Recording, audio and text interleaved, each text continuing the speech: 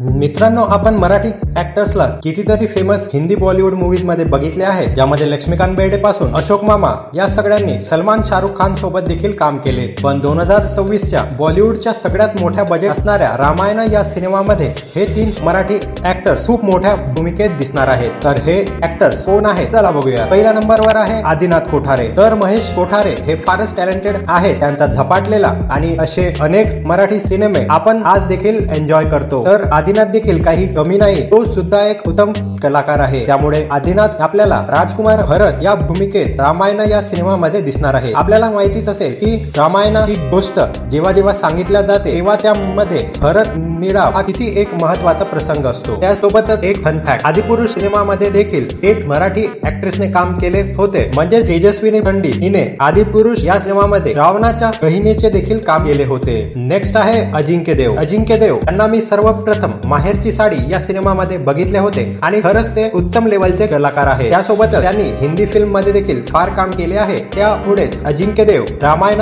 या सिनेमामध्ये विश्वामित्र या भूमिकेत दिसतील। या भूमिकेबद्दल जर सांगायचे झाले तर विश्वामित्र एक सिद्धी प्राप्त केलेले उच्च साधू होते, ज्यांनी ऋग्वेद हा पवित्र ग्रंथ लिहिलेला आहे। आपण जो प्रत्येक पूजेला गायत्री मंत्र गुणगुणतो तो देखील विश्वामित्र यांनीच लिहिलेला आहे। त्यामुळे ही भूमिका देखील फारच बेस्ट आहे। थर्ड नंबरवर आहे नाना पाटेकर। हो, नाना पाटेकर सुद्धा रामायण सिनेमाच्या सेकंड पार्ट मध्ये दिसतील किंवा नानांचाच आवाज रामायणाच्या सेकंड पार्ट मध्ये आपल्याला ऐकायला मिळेल। रामायण सिनेमाचा सेकंड पार्ट 2027च्या दिवाळीमध्ये रिलीज होईल, त्यामुळे नाना कोणत्या भूमिकेत दिसतील हे अजूनपर्यंत कन्फर्म नाही आहे। खरंच मित्रांनो, आपल्या मायबोलीतील ऍक्टर्सला जेव्हा सगळा भारत मोठ्या पडद्यावर बघेल आणि त्यांना अप्रिशिएट करेल तर ते बघून माझे मराठी मन नक्की खुश होईल। आपण आदिनाथला परत या भूमिकेत पाहण्यासाठी एक्साइटेड आहात का? कमेंट करा। आणि हो, मराठी सिनेमाचे खतरनाक विलन्स कोण होते हे जाणण्यासाठी वरची मजेदार व्हिडिओ बघा। व्हिडिओला लाईक करा आणि चॅनलला सबस्क्राईब करा, कारण आपल्याला असेच तुफान मराठी कंटेंट मिळत राहील।